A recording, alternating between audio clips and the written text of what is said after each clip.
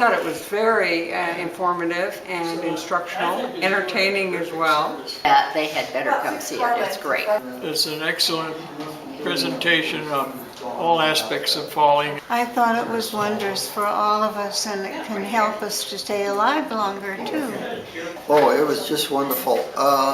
As you get older, you have falls, and you can think about what you're going to do, and this prepares you for that. Very informative on how to safely fall. Oh, definitely. Get information for this, because everyone goes through this sometime or another. Whether you trip over your kids' toys or going downstairs. I thought it was very instructive. I learned a lot of ways how to fall.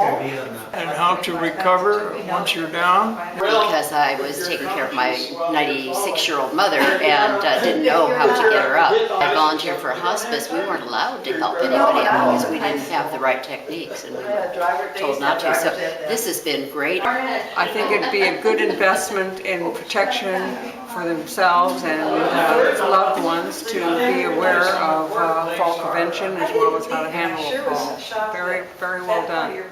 When I started this, my balance was very, very poor. I was in danger all the time of falling and occasionally did. And now I'm strong and I'm in good balance and I walk every day and I have a good time in life because I'm not thinking about dying, I'm thinking more about living and enjoying it. Well, the results I've achieved is a great, massive improvement in my balance. My strength is stronger, especially my legs and arms, so that I don't fall because I'm strong enough to recover when I do have problems. And I'm now much more relaxed because I don't have to worry about falling, and my arms are stronger so that if I should fall, I can get up now and I won't have any trouble doing it. I learned a lot about my physical structure, which muscles I need to use, which muscles I need to exercise regularly. And I also learned how to fall safely. I learned how to get up with help or without help. Almost any place I don't worry about it anymore because I know I can get up. That's because I've learned how to do it and because I'm stronger. And I have a really good time exercising. I look forward to it because it's a fun time. Not a straight face, but it's serious and it solved my problem. You could really prolong your life and feel good while you're doing it because it gives you a lot of confidence that you know what to do. Get off your rear end and get with it because it's really worth it. I exercise all together, both at home and here in the gym, about an hour a day, plus I walk some, and I get all the other 22 and some hours to be well and happy and enjoying life.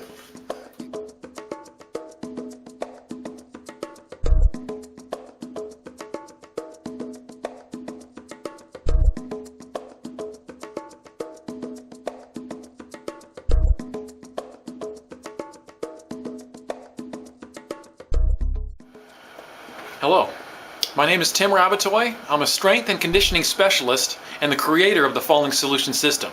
I'll be your host today. This is the most complete resource on falling skills, fall recovery techniques, and fall prevention exercise and conditioning available anywhere in the world. I'd like to welcome you to the Falling Solution System. Welcome to Fall Prevention Workouts. In this section of the Falling Solution DVD series, I'll give you a complete exercise program with 3 organized workouts for fall prevention using the 46 movements that you just learned in the exercise library. I'll give you an overview on how to organize your workouts and track your results, instructions and details on how to get the best results from each one, and a complete review list of exercises for each workout. In the exercise library, we explored 3 separate but vital areas of fall prevention exercise, and then we went through a list of exercises and movements for each one. We looked at the importance of strength in Part 1, flexibility and posture in Part 2, and balance and agility in Part 3 as vital areas when training your body for fall prevention.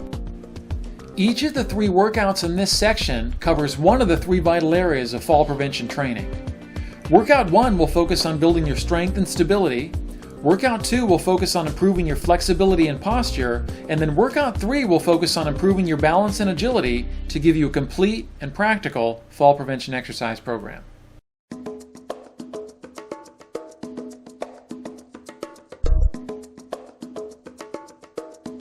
When it comes to how much time you should exercise, remember from Section 5 of the Falling Solution System that if you don't do any exercise at all, studies have shown that as little as 2 hours of exercise a week can reduce the chances of falling. So 2 hours a week works out to only 17 minutes of exercise a day, and if you add up all the minutes, that works out to only 4 total days of exercise for your entire year. So as you're just starting out, focus on doing a minimum of about 20 minutes per exercise session, getting a minimum of about at least 2 hours of exercise a week.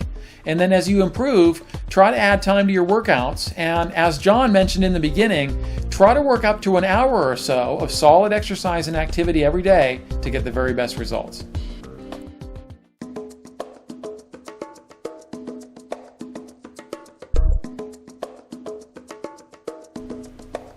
When you're making real and lasting improvements in the way your body functions, your exercise has to be consistent, but still leave enough time for individual muscle groups to rest and recover before being worked again in the same way. This program has 3 different workouts that put stress on different muscle groups in different ways, so it's designed to allow you to exercise more often without overworking the same areas before they have a chance to recover. The Falling Solution workout plan is based on exercise variety in all the vital areas of fall prevention, fueled by consistent workouts as many as 6 days a week, with each workout being performed twice. And when you're just starting, doing at least the 20-minute workout session a day for 6 days a week is a nice initial framework because it covers all of your vital areas twice, and it still gives you that essential minimum of just over 2 hours of prevention exercise a week from the very beginning.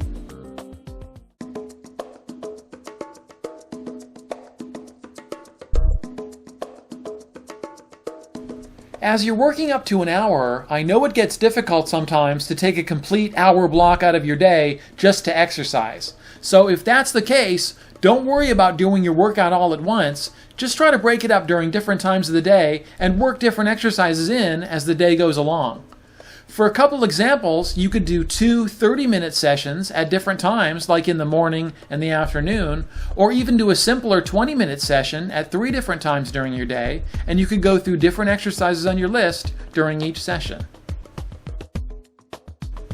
As an example, in workout number 1, where we have a list of upper and lower body strength exercises, if you wanted to break up your exercises during your day, you could do just the lower body exercises in the morning and then try doing just the upper body in the afternoon. And what you can also do to break up your workout even more is to actually combine it with something else that you're doing at the same time. In a shocking statistic, the average American spends about 20 years in front of the television during their lifetime, and nowadays, almost a third of that is commercials. So as a good example of how to break up your exercises without taking any special time out of your day, if you're watching TV for an hour, during the commercial break, instead of sitting down, try getting up and doing as many sit-to-stands as you can, for example, and then on the next break, try your second set. On the break after that, you could just move right on to your squatting exercises using the back of the chair, and you could do your forward lunges, your side lunges, your heel raises, all using the chair, and if you have the handles on the chair, you could do your chair push-ups without even getting up. So this way you get half your daily workout and your minimum 20 minutes of exercise done at the same time without taking any special time out of your day. For the benefits you can get, exercise is by far and away the best and most available tool you have at your disposal to help you prevent falls. I designed the Falling Solution exercise program after working and training with thousands of older adults with falling and balance problems. It's designed specifically so that you don't need a gym, you don't need any special equipment, and you can do the exercises right away from just about anywhere.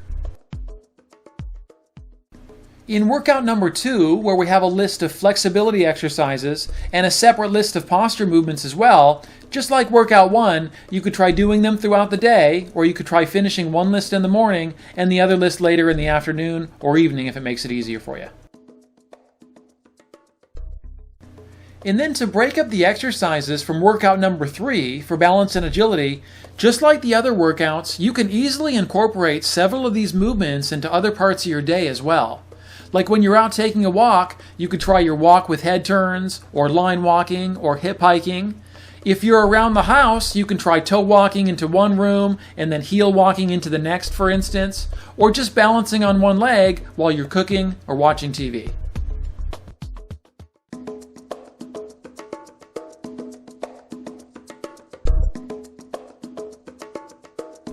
The way this program is designed, workouts 1, 2, and 3 are always meant to follow each other in order.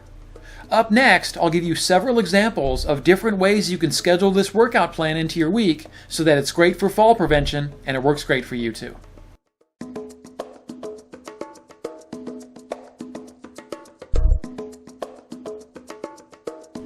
If we look at a 10-day calendar, try using this first schedule in example 1 for at least the first week when you're just starting out with this exercise program. Our first example schedule is called a 3-on, 1-off workout, meaning you'll do your workouts 3 days in a row and then take a day off from the exercises before starting the cycle over again. For the 3-on, 1-off schedule, you would do workout 1 for strength on day 1, which is just whatever day you start. It could be any day of the week. Workout 2 for flexibility and posture would be the next day, day 2, and workout 3 for balance and agility would be the following day on day 3. Schedule day 4 as a rest day from the exercises to let your body recover, and then on day 5 you would just start over with workout 1, workout 2 repeats on day 6, and then workout 3 repeats on day 7, followed by another rest day on day 8, and then starting over on day 9, and so on.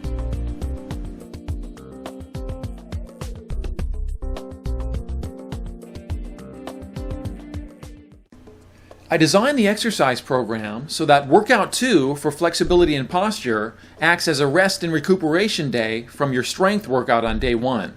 So once you do the first week on the 3-on, 1-off schedule, see how your body feels, and if you don't have muscle soreness and you don't feel like you need to take the rest day in the middle of the week, then the 6-on, 1-off schedule might be a little bit better fit for you.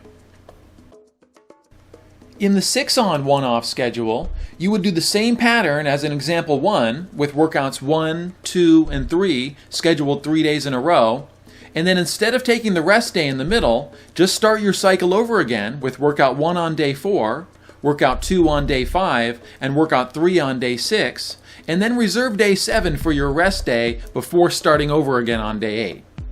Make sure to pay attention to your body as you go along though. If you start to feel overworked on this schedule, try to back off a little bit and schedule an extra day for rest. If you try the first week or two on the 3-on, 1-off schedule and you find that you need a little more time to rest, then the 3-on, 2-off schedule will give you a little more time to recuperate before starting over. For this schedule, once again, try workouts 1, 2, and 3 for the first 3 days, and then schedule rest on days 4 and 5 before starting your cycle over again on day 6.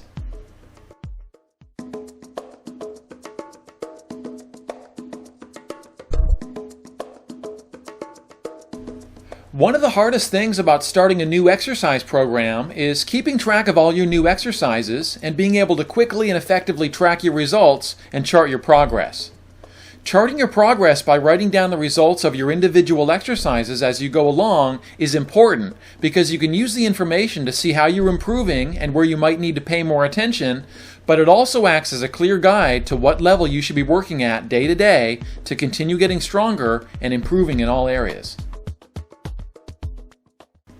As an example, if you look at your exercise sheet, which I'll show you how to make in a minute, and you realize that the last time you did your sitting and standing exercise, the most you were able to do was 2 sets of 12 repetitions, then that tells you right away that this time, in order to get stronger, you need to challenge your body by trying to do more repetitions than the last time. And with 3 different workouts and 3 separate lists of exercises with sets, repetitions, distances, and durations to keep track of, writing it down as you go is the best way to remember what you did and accurately track your results. One of the easiest ways to remember all your exercises and to keep track of your workouts in progress is just to make an exercise sheet for each workout and write down your results as you go along. Up next, I'll show you how to write up an exercise sheet for each workout with places for all your notes, and I'll give you several examples of how to write down your results for each different kind of exercise.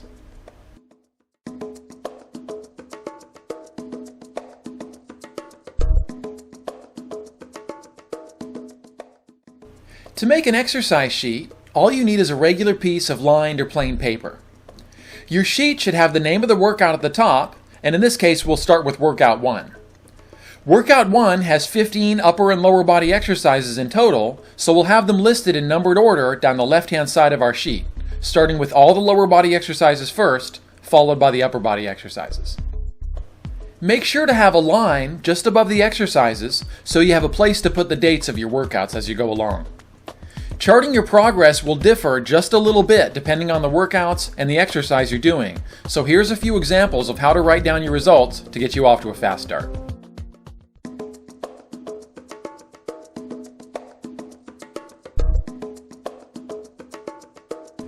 Using your exercise sheet to chart your progress for Workout 1, for most of the strength exercises, you'll be trying to keep track of 2 main things: the number of sets for each exercise that you do, and the number of repetitions that you perform for each set.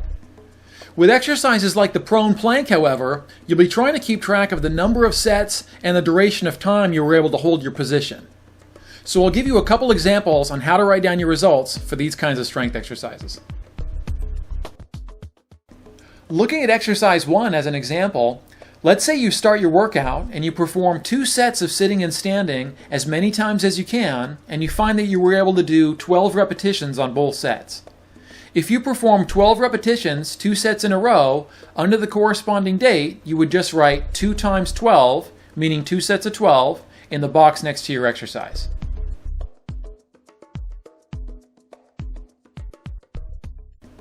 If you got 2 different numbers of repetitions, like let's say you were able to do 12 on the first set and then only 10 on the second set, then make sure to try and record that. For the 2 different numbers, you would write S1 times 12, standing for set 1, 12 repetitions, and S2 times 10, standing for set 2, 10 repetitions in the same box. The next time you come back to this workout, when you look at your sheet, you'll know exactly how many repetitions you did the last time, which tells you how many you have to do this time to make an improvement. And making consistent improvements, even tiny improvements, should always be your goal when you do your workouts. With a stability exercise like the prone plank, where you're not trying to do a lot of repetitions, but you're trying to hold your position for a duration of time, you would chart the number of sets and then just the amount of time that you were able to hold stable during the exercise. So if you did 2 sets of prone planks for 30 seconds each, in this case you would just write 2 times 30 SEC, standing for 2 sets with a 30-second hold. Once again, make sure to always record it if you get different numbers on the sets that you do. In a third possibility from Workout 1, if you were doing an exercise variation, like holding one of your squats for a longer period of time in order to challenge yourself, let's say you did 2 sets of 5 repetitions with a 10-second hold on each one. In this case, you would just write 2 times 5 times 10 SEC, standing for 2 sets of 5 repetitions for a 10-second hold.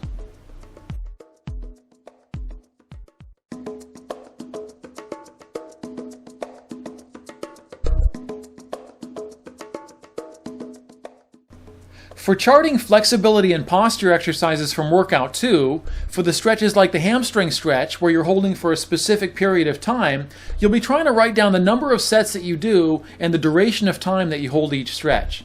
But for some of the stretches like the book opening stretch and the overhead reach, you'll include sets, duration, and repetitions as well.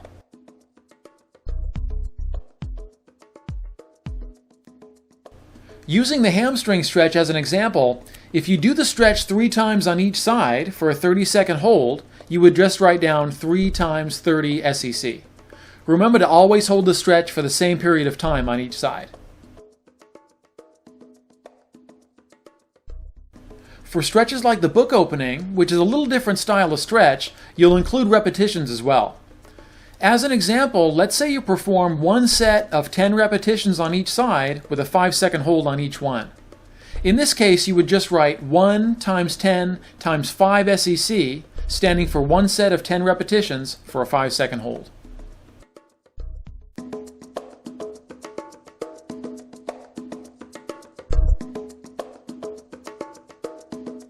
For charting balance and agility exercises for workout 3, instead of numbers of repetitions, you'll be charting your sets and then the duration of time held for exercises like the single leg stand. And then for the balance and agility exercises where you're moving, like the line walk or the lateral walk, you'll be charting the number of sets that you do and the distance traveled during the set.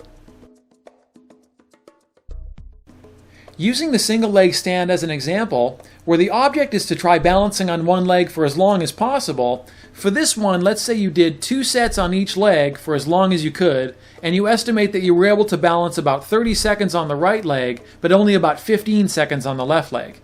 In this case, to chart your progress accurately, write R2 times 30 SEC, standing for right leg, 2 sets for 30 seconds, and then write L2 times 15 SEC, standing for left leg, 2 sets for 15 seconds.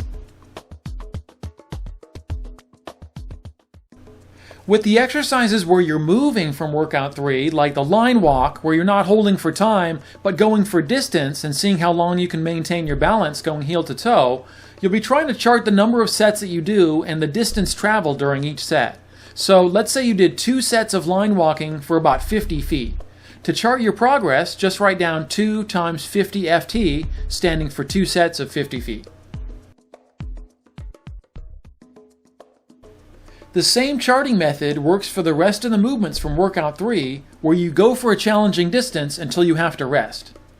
Your goal, once again, is just to try to record the number of sets that you did and the distance traveled during each set. Using the heel walk as an example, if you were able to do 2 sets for a distance of about 50 feet before you had to rest, you'd once again chart by writing 2 times 50 FT, standing for 2 sets of 50 feet. And that 50 feet would be the mark that you try to surpass as your new goal the next time you do workout 3.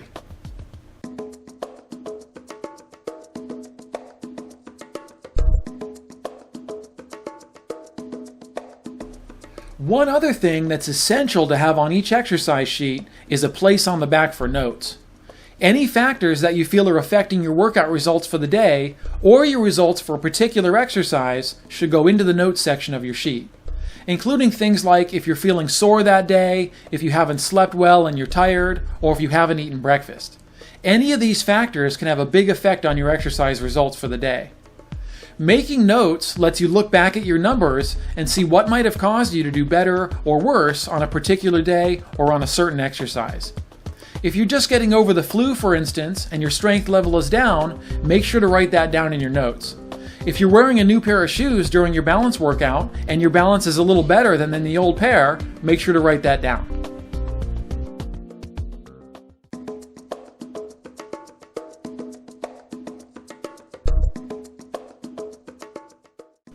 The easiest way to make clear notes on your exercise sheet is just to write on the back of the sheet using this simple system. If something affects your entire workout, like let's say you didn't sleep well the night before and you're tired that day, then just put a star on the date of the workout on the front page, and then on the back, write down the same date starting at the top with your first note, and make your notes down the page as you go along. As I mentioned a few minutes ago, other things that are important to include into your notes are factors that may not be affecting your entire workout, but they seem to affect your performance on a particular exercise. Like a new pair of shoes helping your balance during your single leg stand, for example. For something like this, you can make a star in the block next to the results of that particular exercise for the day, and then do the same thing by putting the date on the back and writing down your notes next to the date. Once your exercise sheet is filled up and you're out of room, just start a new one and staple or attach your last one to the back so you can keep track of your previous numbers.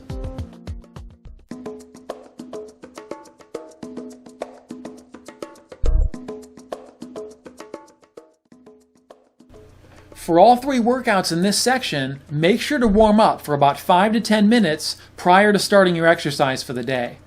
Brisk walking, or even simple exercises like gentle sitting and standing, squats and hip hikes, are all great exercises for warming up.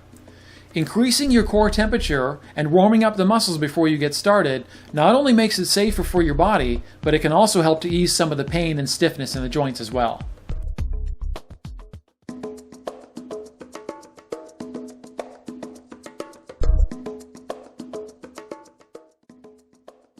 For each of the following workouts, I'll give you an overview on how to get the most out of your exercises, how to get the best results from your workout, and we'll finish each workout with a complete review list of exercises.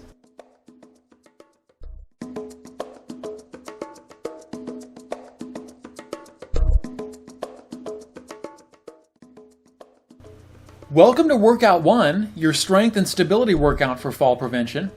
To get the most out of your strength exercises, remember that you have to challenge yourself each workout in order to get stronger and continue to improve. One of the most important things I learned about strength training through years of weightlifting, championship competition, and over 19 years of personal training and rehab experience is when it comes to repetitions for your strength exercises, just focus on doing as many as you can do until you have to rest. A lot of exercise programs out there will suggest you randomly do 3 sets of 10 repetitions or 3 sets of 15 repetitions, for example, or some other set number, as opposed to just doing as many as you can do. By doing as many repetitions as you comfortably can until your muscles become fatigued and you need to take a rest, it ensures that you're challenging your strength levels every time you work out, and that's the only stimulus that will cause your muscles to actually grow stronger no matter what age you are. To continue improving as you go on, for these strength exercises for fall prevention, your main goal should be to try to consistently increase the number of repetitions you can do, even if it's just by 1 or 2 a week. As an example, from people who've gotten great results from the Falling Solution system, like John Parker, who you met at the beginning of the section, based on just trying to do as many as he can do each time, John, who's 83 years old, to challenge himself, has worked up to sets of 50 to 60 repetitions in a row of sitting and standing before taking a rest. So as you can see, if he stopped at 10 or 15 repetitions, just because he decided on that number in his workout, he would come nowhere near actually challenging his strength, never mind increasing it.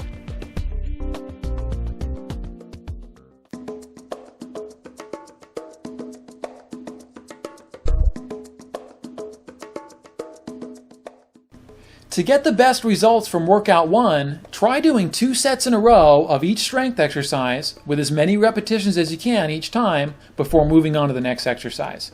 For your rest period, especially for strength exercises, if you're working hard, then it's important to take time to rest for a minute or 2 between sets to recuperate and give your body a chance to breathe and flush out some of the lactic acid that's inside the muscles. So when you take a rest, don't time yourself, just take a minute or 2 and just wait until you feel ready to give it 100% again, and then go on to the next set and do as many as you comfortably can one more time before moving down to the next exercise on your list.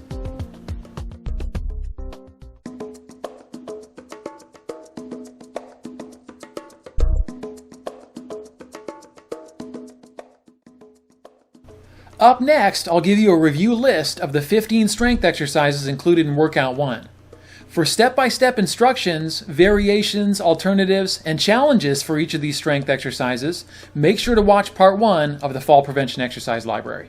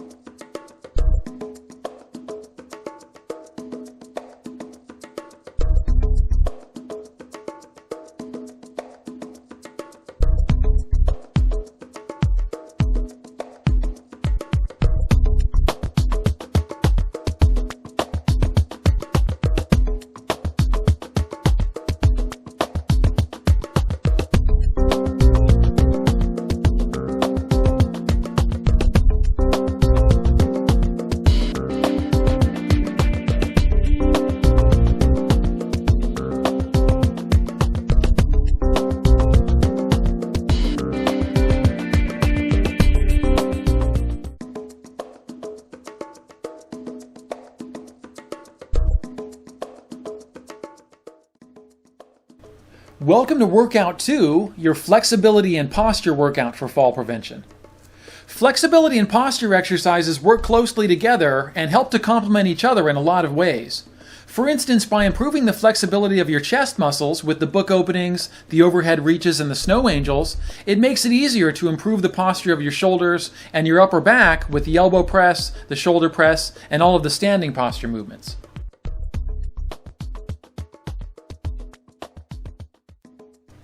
For safety, and to get the best results from your stretches, make sure to go through each movement slowly and under control, and make sure not to bounce or jerk at any point during the movements.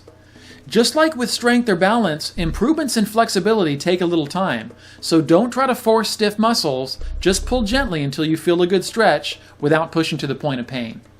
And instead of focusing on adding sets and repetitions, to keep improving, just focus on safely challenging your limits each workout and then trying to make small improvements to your flexibility as you go along. And to get the most out of your posture movements for Workout 2, remember that gentle pressure in the right direction is all you're trying to do with these exercises. The focus should just be on putting your body in the opposite position of the bad posture, and with proper alignment, holding in place with gentle pressure for about 5 seconds. On the movements like the head press or the elbow press, when you're pushing against the mat, don't think of it like a strength exercise. Just try using gentle pressure of about 30% while you're holding in place. For exercises when you're not pushing against the mat, like the chin tuck head lift, just focus on maintaining the best posture you can the whole time and try to increase your healthy range of motion as far as possible without pushing your body into pain.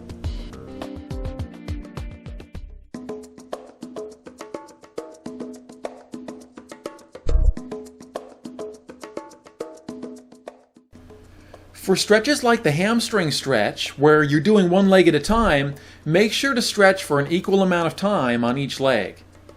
For stretches like the book opening or the trunk roll, where you have to switch sides, make sure to do the same amount of sets and repetitions and hold for the same amount of time on both sides. For stretches 1 through 5, where you're stretching some of the larger muscle groups and you're not trying to go for repetitions, try holding each stretch for a minimum of 30 seconds and try doing 3 sets of each stretch before moving on to the next one. If you're stretching one leg at a time, make sure to try 3 sets on each side before moving on. For stretches 6 to 11, where you're not holding your stretches quite as long, but you're trying to get more repetitions, try holding each one for about 5 to 10 seconds and try at least 1 set of 10 repetitions before moving on to the next exercise. And to get the best results from your posture exercises, unlike the strength exercises, you don't need to try to do as many repetitions as you can as you go along. In my experience, about 10 repetitions of each exercise with good form and proper technique work great to help reverse some of the symptoms of poor posture over time.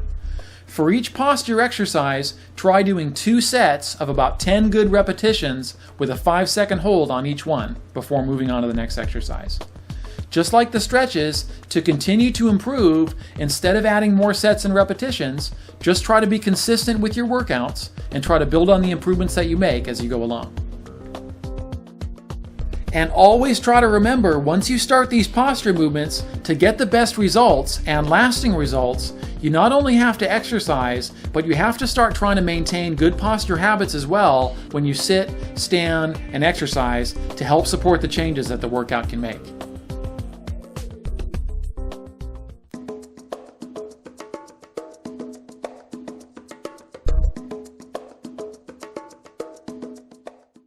Up next, I'll give you a review list of the 11 stretches and 10 posture movements included in Workout 2. For step-by-step instructions, variations, and alternatives for these exercises, make sure to watch Part 2 of the Fall Prevention Exercise Library.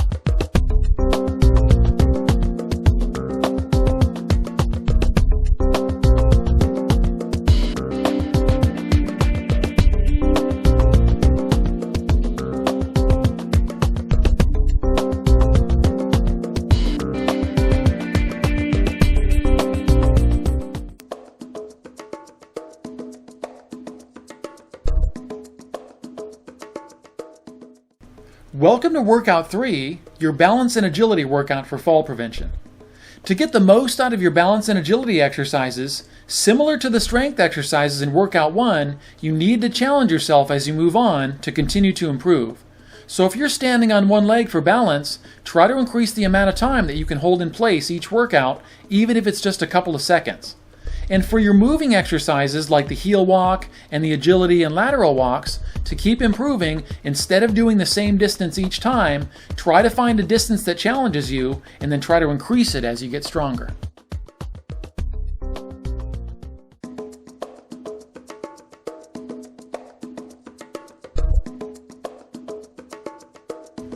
To get the best results from Workout 3, just like with the strength exercises, try doing 2 sets of each exercise, challenging yourself the whole time before moving on to the next one. If you're doing an exercise like the single leg stand, where you're using one leg at a time, try testing yourself at least twice on each leg before moving on.